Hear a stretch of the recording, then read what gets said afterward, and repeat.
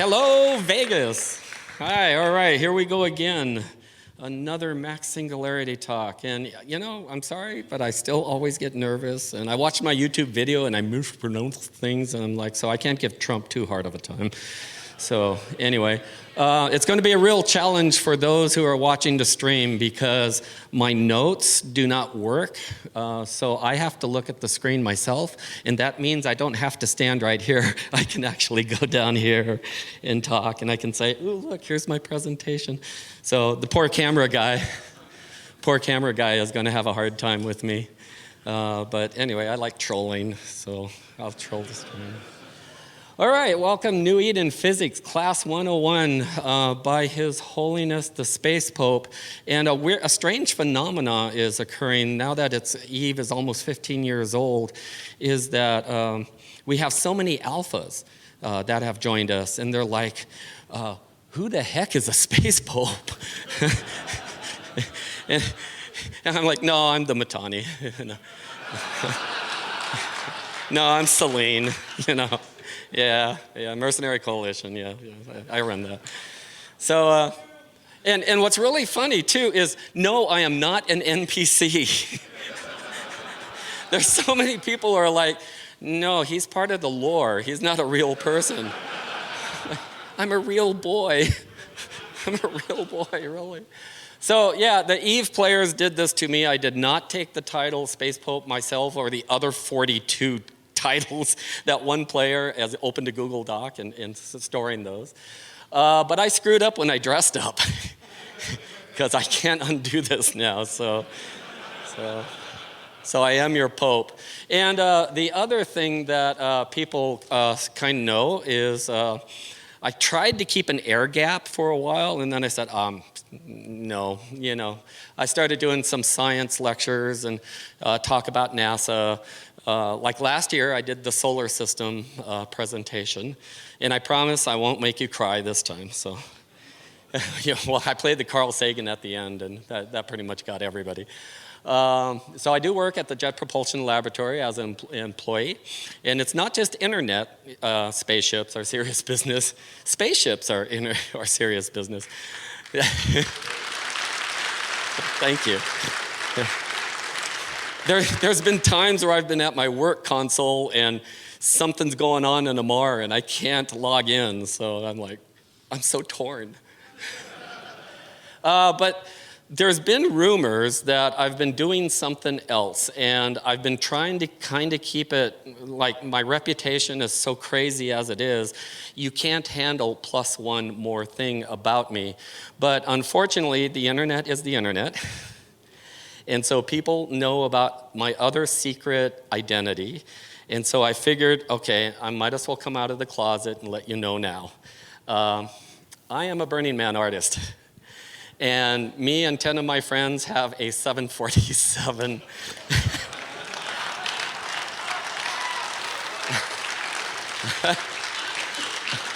It is the, Ken Feldman is my buddy that had this dream, and it's the Big Imagination organization.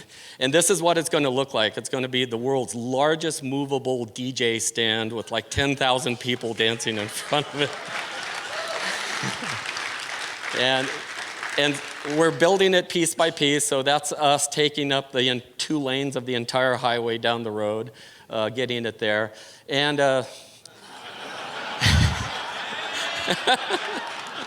this may have happened this year. So we have the lower part of the fuselage there, and next year we hope to get the under fuselage with the landing gear and wings. But when I saw this, I hit the play. I was laughing so hard. I was like, they're like, why are you laughing so hard? Those are just dinos. I'm like, those aren't just dinos. So, all right, so that's my secret identity. And like I said, I just added these 2 slides because people were coming to me and said, Max, my daughter learned so much, or my son learned so much, or I learned so much from the solar system because it's on YouTube. Go out and watch that one. So if you watch that, this is a part 2 because when we were at FanFest, or EVE Vegas last year, the Hubble Space Telescope in September of 2016 spotted an asteroid. And then it's taken them a whole year to analyze the data. And when they analyze the data, we have a new object in the solar system we've never seen before. And so the announcement came out in September 21st in 2017, and I said, okay, I got to get this into the presentation. So what this is asteroid 288P, and you're looking at one of two, and you're going to see on the screen there is the other piece off to your, whatever that is. Thank you. But wait, look what's happening. There's a haze around it, you know, kind of like when you're at a Mar in the smog up there, you know. So, but there's two pieces, and these are asteroids, but what the heck? They have a water vapor, and it's a main belt asteroid. It's not a comet, so it's not in a comet orbit, but it acts like a comet. It's an asteroid that has maybe entered the area only about 5,000 years ago, so it may be a captured comet, but it's mostly this asteroid, and it has this field around it. So it's something very, very unique. It's the only one of its kind we found, and so I thought I'd let you know. All right, so that was just the intro. So here we are at New Eden Physics Class 101, and I'm going to use the old joke. This is the advanced physics class. If you don't know what those symbols are, the new player experience is in the room next door. Get out.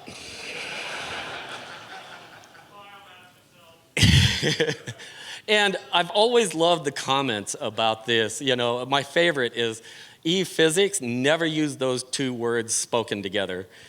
Or submarines in space online. Or bumping, how does that work? Or not physics, accountancy. So all of these comments basically are kind of immersion breaking. When we look at EVE, it didn't really make sense. And the immersion is really big for me. So this is a young Charles White when I was, about 27 years old. That was another era. In 87. And I was one of the last cold air astronomers that actually looked through the eyepiece to do science.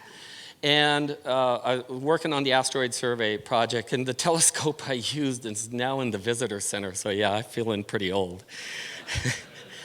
But I would take a look at EVE, and I would kind of wonder, how does this all work? And I just kept working over it for over years, because I'm a player of 9 years. And finally, the key for me was trying to understand the magic capacitor. Why does your capacitor just recharge over time? And where does that magic energy come from? So the more I started thinking about it, the more a formula started occurring in my mind.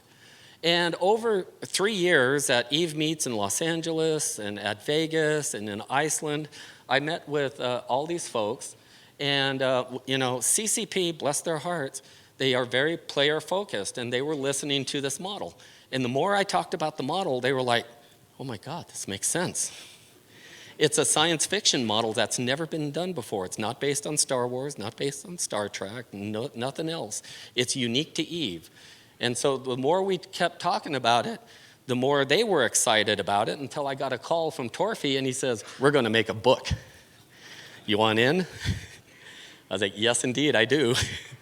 So originally I wrote I think it was about 20 pages. And they said, no, we don't have that much space, so you're going to have to make it 10 pages.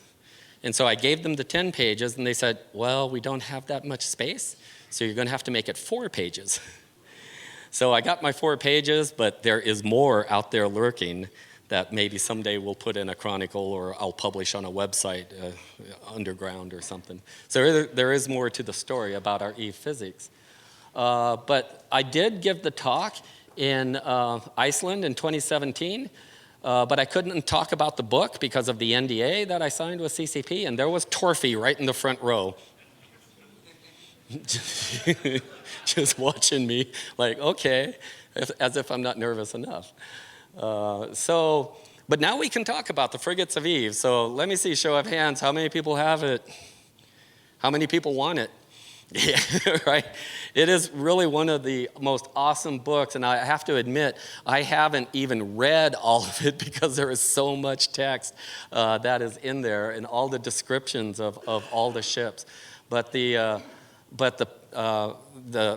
physics model that I came up with was Will Burns and Paul Elsley and the artists Bjork Eriksson. This all came together and it turned into a really awesome project, and we worked on it over the time. So yeah, I had to censor that for Twitch TV, but I tell you, you can hear my voice. I was trying to protect it last night, and this was pretty much me this morning. So, and yes, the Amarian Pope has bought a few of these ships for reasons. So. And, you know, never not recruit new alphas. I never knew a pickup line was, you want to fly a battleship? So here we go. All right. So I was able to write a chapter in there called Passage of Knowledge, and it's the story of two Capsuleer candidates, of Julius and Titus. They were the focus of the story of what it's like to be a Capsuleer candidate.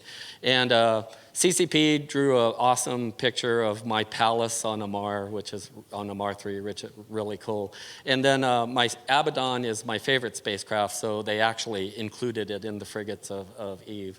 So I was very, I'm just so complicated. I mean, complimented, you know, I struggle for words of what this really meant to me as a player to be an official part of CCP production. But the questions remain. The questions were, how can asymmetrical ships fly? Long live the MOA.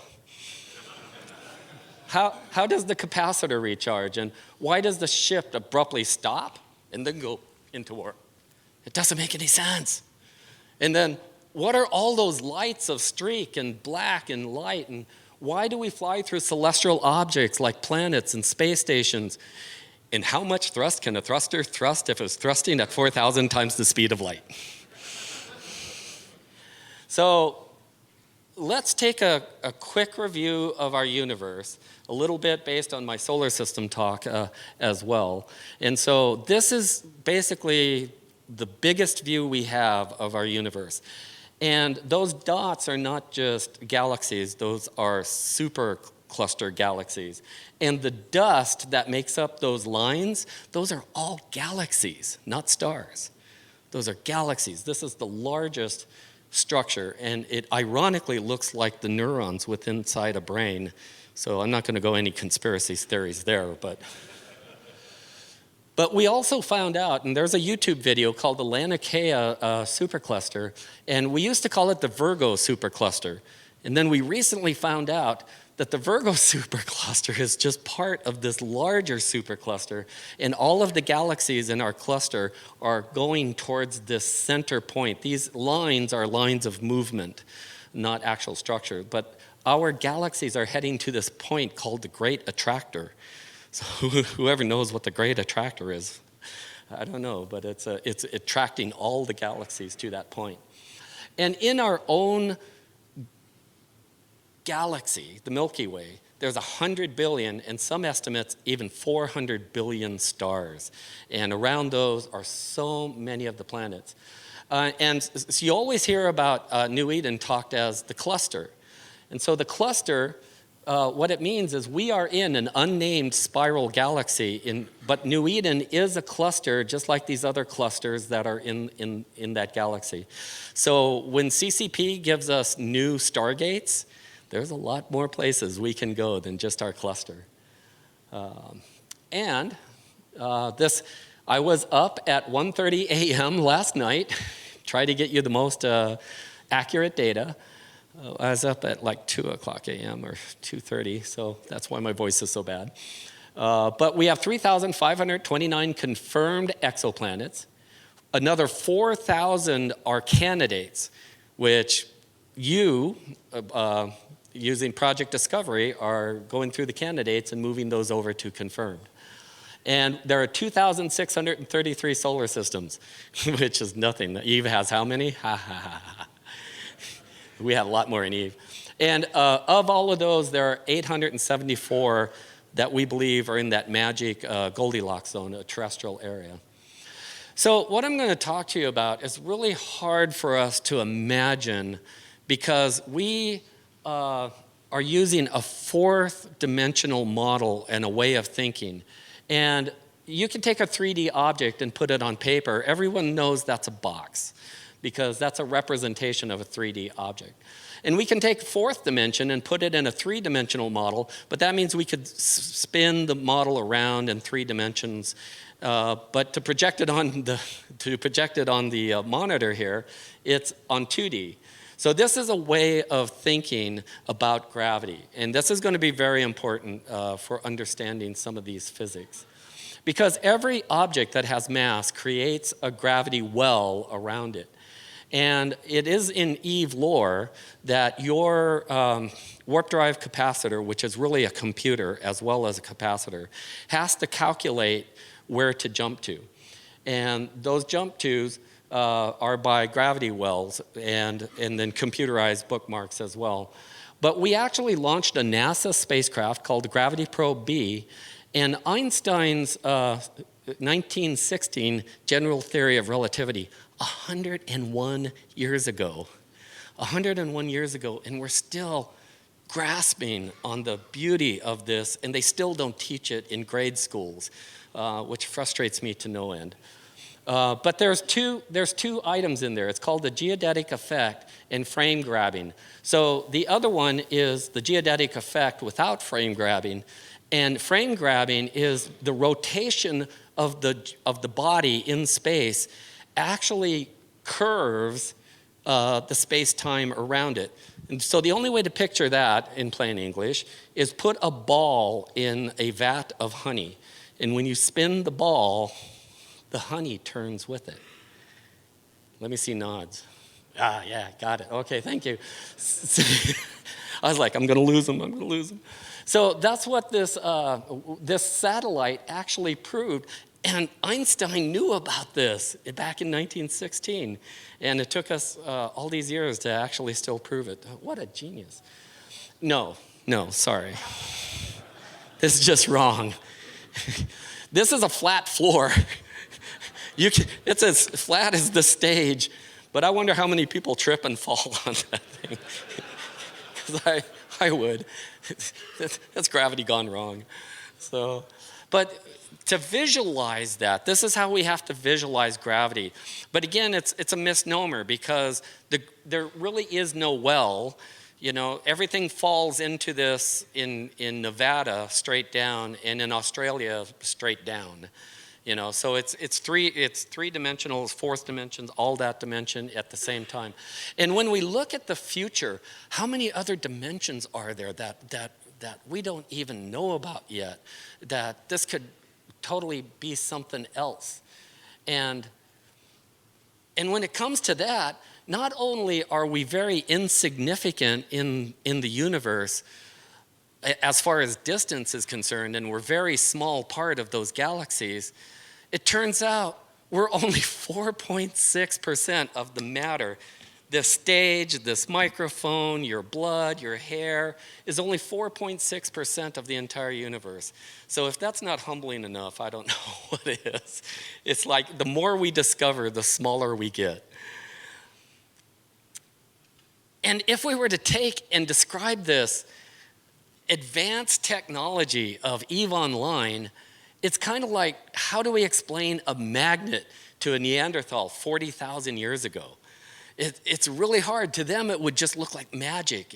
Where are these fields coming from? Why does it attract? What's going on? I could just imagine, you know, giving a rock to a Neanderthal and watching them try to comprehend that. And this was one of the same problems I had when I was trying to think about technology in EVE, because we're in the year 2017, but EVE is 23,255 in the Common Era. Dune was like 12,000.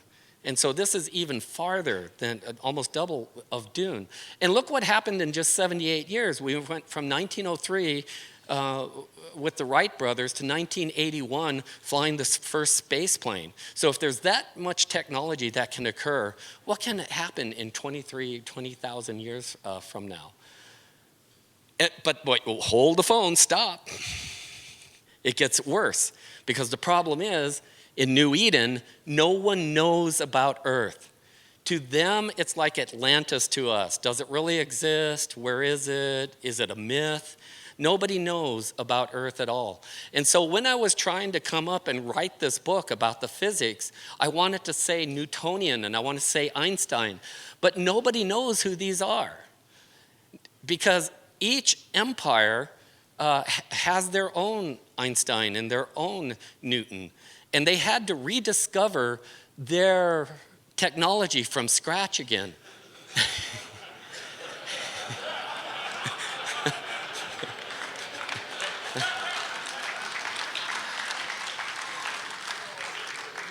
The Amar, the Caldari, the Galenti, the Minmatar, every one of them had their own scientists, and they all had to rediscover how to fly with chemical rockets out into space. And these are all real NASA launches, so I had to throw that in. And then I love this question. I saw this on the forums a couple years ago in 2011. It was a 5-mile-per-hour engine, like a lawnmower, can reach speeds of 20,000 miles per hour in space, or 40,000 or 100,000 if it keeps accelerating. But in EVE, turn on an afterburner, constantly running, and you go a standard speed.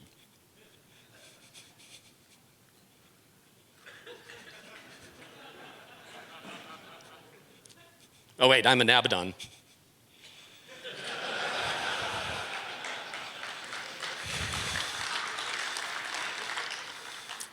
Okay, so this is a real thing about knowledge, because I do knowledge management for NASA, and one of the things that gets in our way is our knowledge, actually.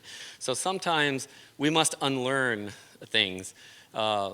These are two of my favorite quotes. We must unlearn the constellations to see the stars. And this one is really key. And the second one may kind of act for our political environment. Well, oh, sorry, don't want to be political.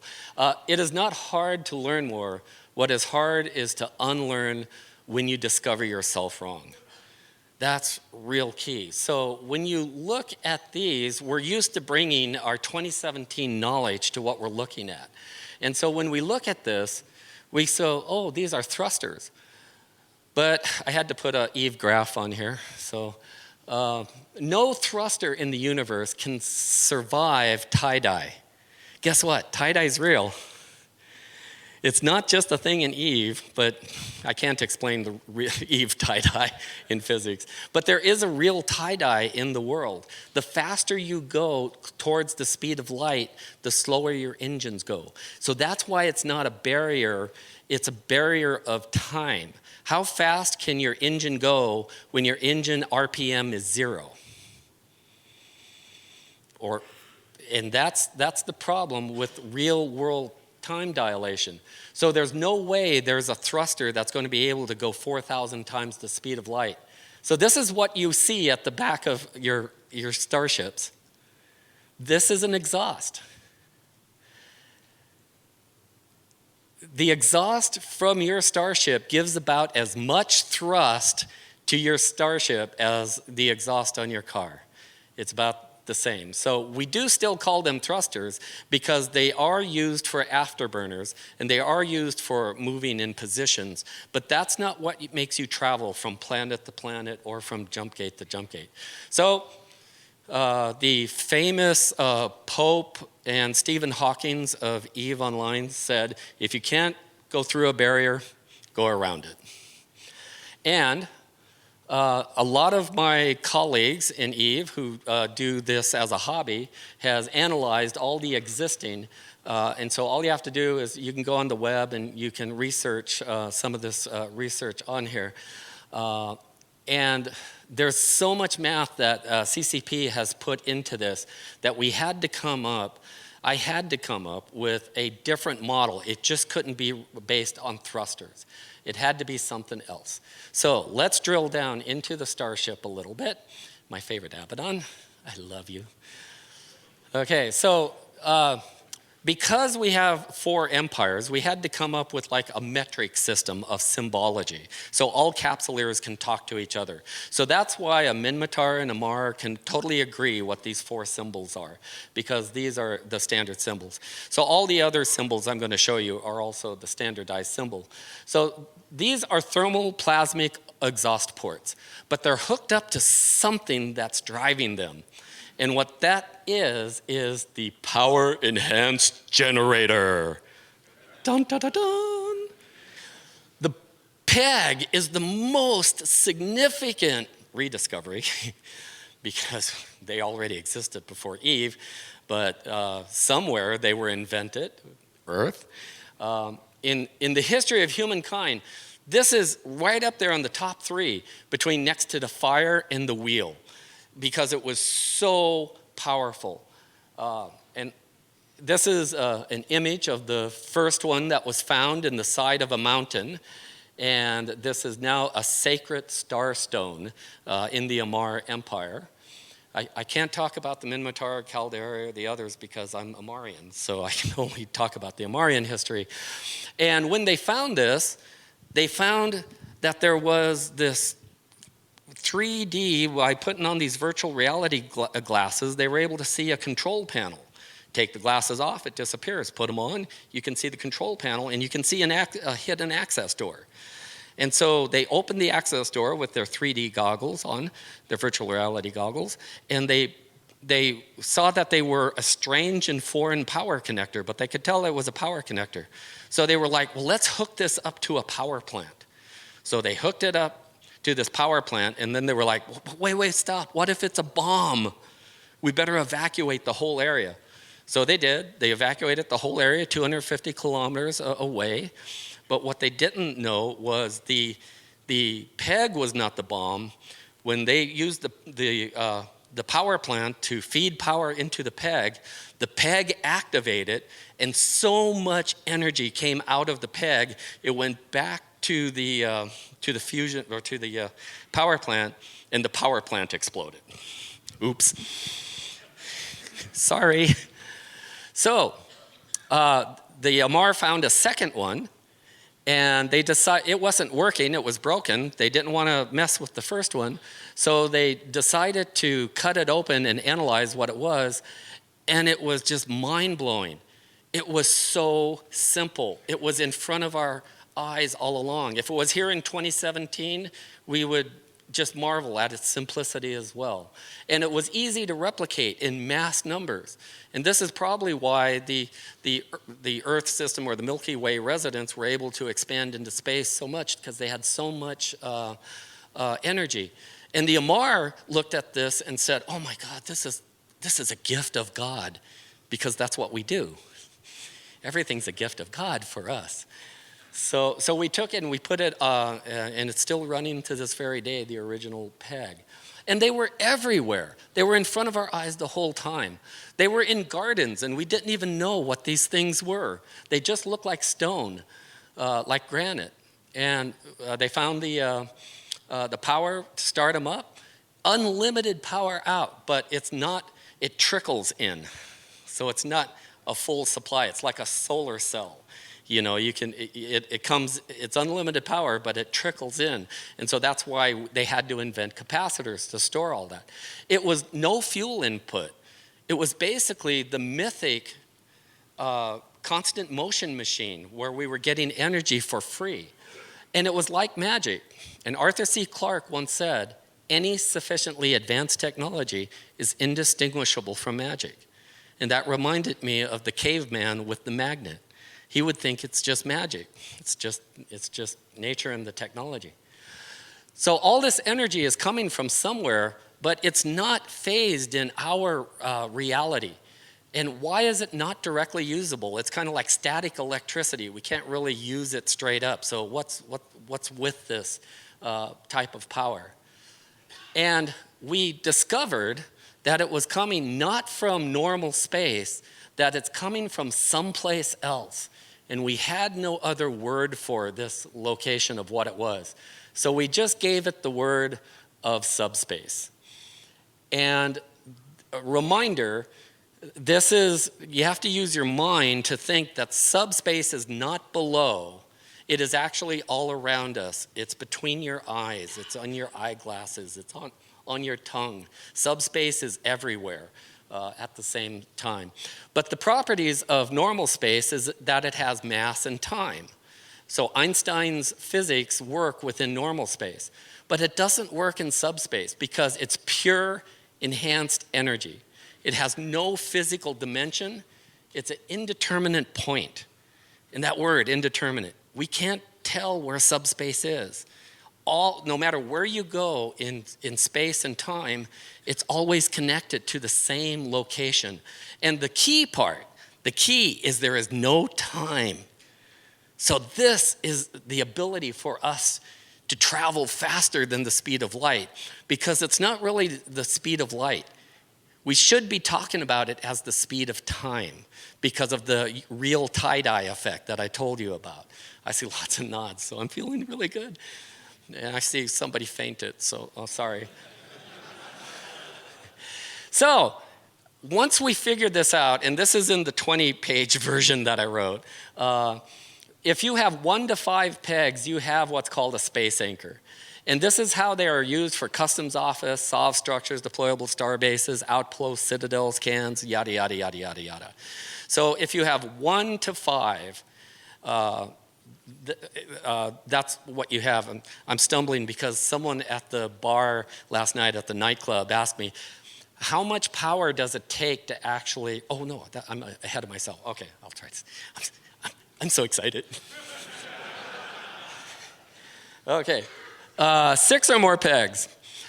In the test stations, they lit up a 6th peg in an orbiting station, and the whole station lurched towards the sun. And that was the first time they figured they can move a ship.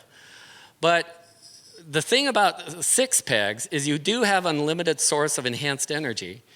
And the enhanced energy must be rectified and interlaced in order for it to be used as energy in normal space.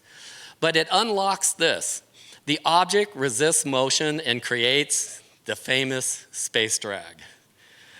It allows a ship to cloak in shallow hyperspace, and it creates a peg field around the ship and the associated warp field generator to phase into middle hyperspace.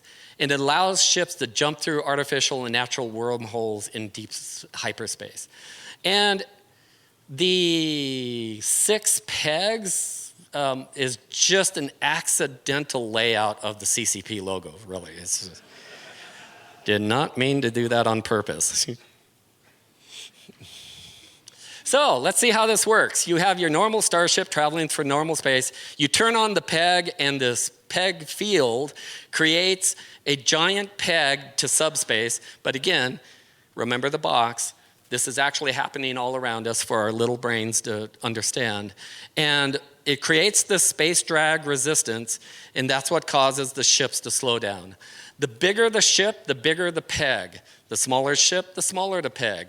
And that allows the deformation of the floor, what we call it, allows the bigger the deformation, the slower your ship goes. So that's why Titans move so slow. And that's why frigates move so fast, is due to that deformation of the peg floor. But again, this is a 3-dimensional representation of what happens in 4 or 5 dimensions. So we have hyperspace and subspace. And something else happens. I love this. This is what happens when you have your peg fields. So this is, the old Amarian ships had curved fronts because they used to ram each other. But now ramming doesn't make sense with peg fields because you can't get the structure to structure to hit on it at the same time.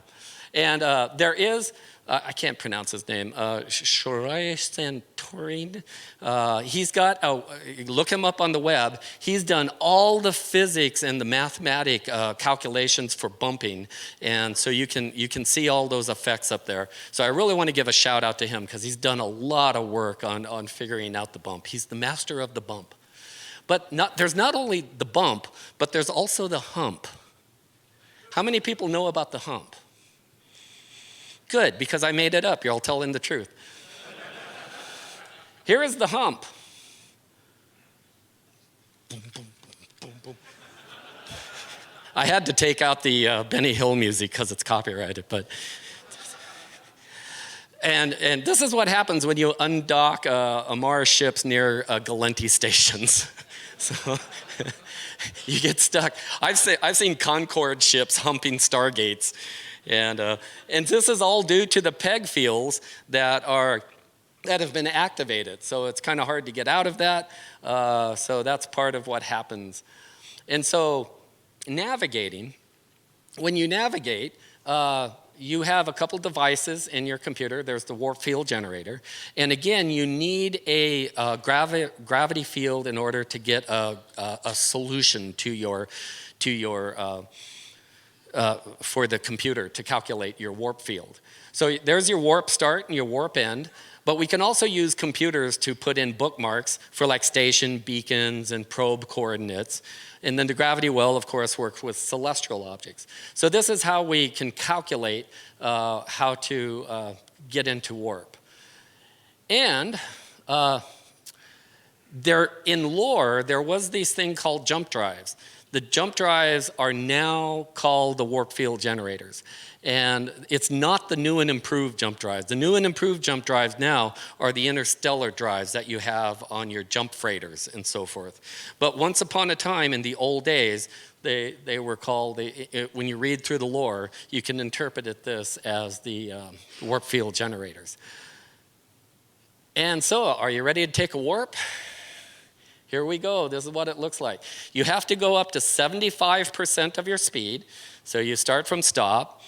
You get going to 75% of your speed, and then you stop, and then you warp. What? Well, here's how it works. So you get 75%. You stop more abruptly than that, and a huge power is shot out to create that warp tunnel. And you're traveling through subspace at what we call the warp depth, giant burst of energy, and out you go. So let's see that one more time. One more warp. He ran out of capacitor, I guess. And notice there's asteroids up there, and then there goes a space station and a planet, and a 57 Chevy. And then you come out of space. So you're able to go through all the baryonic matter because you're not in this universe. You're in subspace. And so that's why we can fly through star bases, and we can fly through planets, and we can fly through suns and so forth. Someday it'd be nice to see them moving around in their orbits, but oh well, we're not going to use computer time for that. The CCP, please. All right, so what you are looking at when you are traveling through your warp tunnel is you are actually looking at the energy tendrils of subspace. You can visually see them through your ship's computer and through the ports as you're traveling through subspace. So that's that energy that's in that space. And the deeper you go, the larger they get. And the first stargates that we found after we used chemical rockets to get out to space, we found that not only were there pegs inside the stargates, but we found antimatter power plants. And this gave us a deeper understanding of subspace and the gravity harmonics resonance, which is in the Chronicles, and it opened an artificial wormhole between the two, and this also gave us the discovery of hyperspace. So what is hyperspace? There's actually only two realms. There's normal space and subspace. Hyperspace exists within subspace, basically. So there's only one floor boundary, but there's different depths of the ocean, of space. It's not a submarine simulator. There's the cloak depth, the warp depth, and the jump depth. And then the last line is pure energy. So if you go too deep, you become one with the universe. So let's take a jump. The gate is green. And this is how the jump works. And all these graphics were done by Corin Moore out on his website. He's been very creative, doing Sisters of EVE ships and all kinds of ships. I want to give a shout out to Corin for helping me with this presentation as well. So that's how the stargates work. Is it goes way deeper into hyperspace than normal. So this is the map. This is the topology of our known space. So it's categorized by the blackness, the grayness, and the whiteness of pure energy. A pure energy, no physical dimension, intermediate point. But there's a safety limit. If you go too deep, you know, like a submarine kind of implodes under its own. No, it's not a submarine simulator. That hyperspace is right within that realm that we live at cloak depth, warp depth, and jump depth. So how did this happen? What are all the parts on your starship that make this happen? So if you have 6 or more power enhanced generators, that gives you the enhanced energy from subspace. And that is what we vent out, because that's waste energy that's coming from your pegs. And again, it's like static electricity. The energy is not usable unless it is rectified from the quadrature enhanced energy to a converging dual energy power. Then it needs to be interlaced because we're in normal space or hyperspace. Before, ships had 2 capacitors. They had normal space capacitor, and then they had enhanced energy. But we figured out, all races figured out, how to mix those interlaced by interlacing the energy. So now we only need 1 capacitor. And so this is the full explanation. The PEG outputs enhance energy directly from subspace, and the quadrature flex nature of enhanced energy is not usable in its raw form from subspace, and it must be rectified and phased into an aspect of converging dual energy physics. Oh, screw that. Oh, no. It's available somewhere if you want to read it. So once you get past those magic occurs here buttons, then we have regular reactors. And these reactors can either be fission, fusion, or antimatter, or even things we don't even know about yet. And each race has their own use of those reactors. And it's those reactors that color the thrusters of the interlaced energy. Ta-da! Now you know why Caldari is a different color from Amar, because they use different reactors. And again, it's the hybrid capacitor. The capacitor holds both normal and enhanced energy to provide us those high energy bursts. Now this is where the talk at the nightclub comes. A fellow asked me, he says, so how powerful are those pegs to create that warp burst? And I said, well, one battleship-sized peg is equivalent to all the Earth-generated energy in 2017. And it takes 6 of them, plus a capacitor, plus a burst to create that hole. And he fainted right there. It was awesome. It was really cool. So to move all that energy, you have to have a massive mainframe computer. And the capsule is pretty much connected right there next to that computer. And the capsule is its own miniature ship. It has to have 6 pegs. But because it's so small, it doesn't have all the high slots and the low slots and the medium slots or rig slots. So yeah, you better know this by now. So these are all the slots that we're familiar with. And if you look at the capacitor, you can see that the high energy spots are right next to the capacitor, then the medium, and then the low. So it tapers down as it goes, and the rigs are their own thing all by themselves out there. And so next 2 items are the WPC and WFG. That's the warp power capacitor. The warp bubble takes so much energy that you actually have to have an additional capacitor. And it's the warp field generator is kind of a computer and goes around the hull of the spacecraft, and that's what causes that pulse.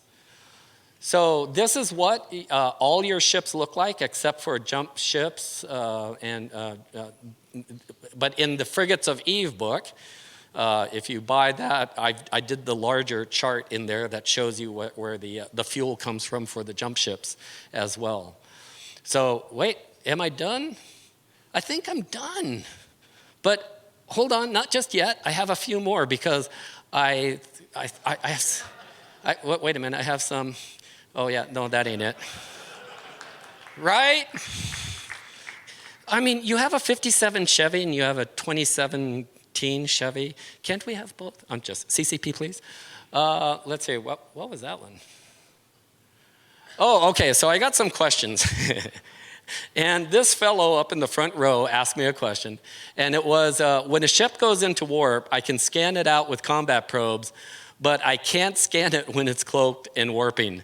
And I didn't think about it. I literally answered, reasons. And I was going to let it go at that, but it kept gnawing at me. It was like a disease. I was like, I got to keep thinking about this, Why is that true?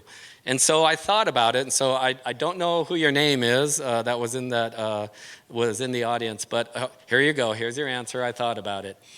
So when you are cloaked, this is your signature, basically. When you're in the device that takes a lot of energy for cloaking, it lowers your signature radius. But when you are warping uncloaked, it gives you a much bigger signature. And this is why my Abaddon can target your Drake or your Megathron in normal space. So that's my reason. So the next question was, what is dead space? And I said, I hate dead space. And I really didn't like dead space. So I thought about it, and basically dead space is an area where the peg and the warp field physics are disturbed for whatever reasons. It's a preferred location for pirates, non-state actors, and it may disrupt your warp in of power, but not all of them. There are some missions that you can warp anywhere into a dead space and it works fine. And it's only accessible by acceleration gates. And there is some lore about how the Minmatars used acceleration gates before the other races used the warp drives. So it's kind of interesting. So what is a warp scrambler?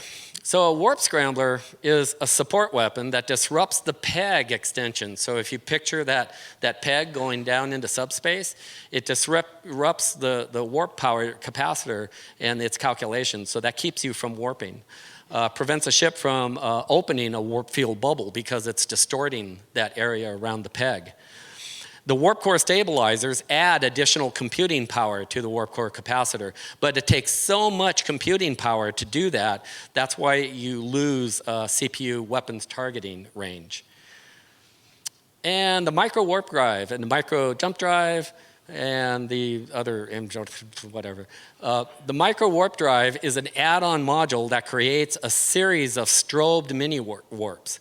So I wish I had an animation for this, but it doesn't make your ship go faster. Your ship goes the same speed. The thing is, it's strobing. So it looks like you're going faster. It looks like you're going faster, but it's actually, you're taking micro mini jumps that are doing that. And the same with the micro jump drive, it'll just take you and send you 100 kilometers out, and then command destroyers can create a whole field and take everybody 100 kilometers out at the same time. So that's basically how those work. So sino fields. When you see a sino field, that is actually opening up a portal into subspace, and that is the energy you're seeing out. Now that sends the signal, and then that's when the jump drive can create a one-way wormhole to the sino field. The sino field doesn't extend back like a Stargate does. It jumps all the way through and goes out. I'm racing the clock, I have 4 minutes. Yay, what the heck is that?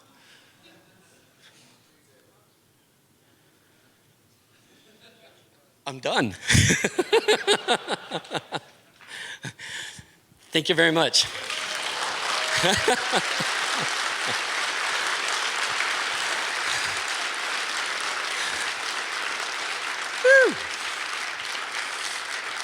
All right. So I timed that perfectly. I only have 2 minutes for a question. No. So you said tie-dye is real based on mass and velocity. This would just be like every year again, more time slows down. Yes. That be why tie-dye happens. When you have so many capsuleers with their pegs gathered in one place, you have mass increase, exponentially, resonance happens. Yeah. So once you have that resonance of all those pilots in the same space, that would slow down time because mass would be so much higher at that point. right, and you know, it may be because so many pegs may be warping space, because pegs are mysterious little things. Yeah. So we could make the stretch for that one. There's still some parts I don't like about it, because maybe it is just affecting the system that it's in. Yeah. But, you know, like I said, it would be a stretch, but again, it's 20,000 years in the future, who knows. But the problem with that is, in Einstein's relativity, it's relative. Right. So everybody in there, the pilots, wouldn't know either. So, you know, they would be pressing the buttons as slowly, because our time is warped right now. Just sitting in this theater, we're in a gravity well at the bottom of Earth, and time is going slower for us than it is for the GPS satellites. If they didn't calculate the GPS satellites' time dilation, your GPS wouldn't work. Right. So Einstein was right there. And so we don't know our time is going any slower. So maybe that's true in tie-dye as well. Well, that's the thing. Maybe your computer knows that you are distant, that you're being time dilated. The thing is, for me, if it helps your immersion, go for it. Yeah. Thanks, man. Thanks. All right. Thank you, everybody. I'll be outside.